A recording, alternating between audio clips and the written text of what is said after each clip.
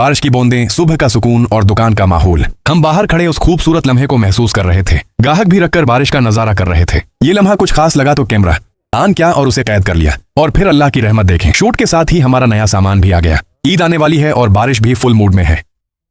कल सामान ऑर्डर किया, बारिश ने कहा कुल नहीं आएगा। आज भाई ने कहा बारिश हो या तूफान, सामान तो देना है। और वाकई बारिश में ही होम डिलीवरी कर दी।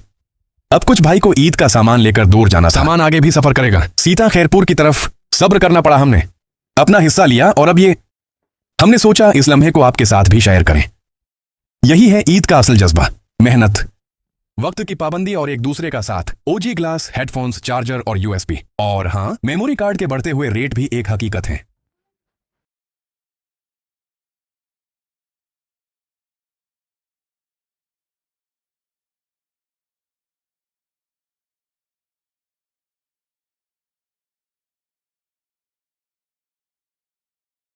आइए आपको इस मेहनत की एक झलक दिखाते हैं।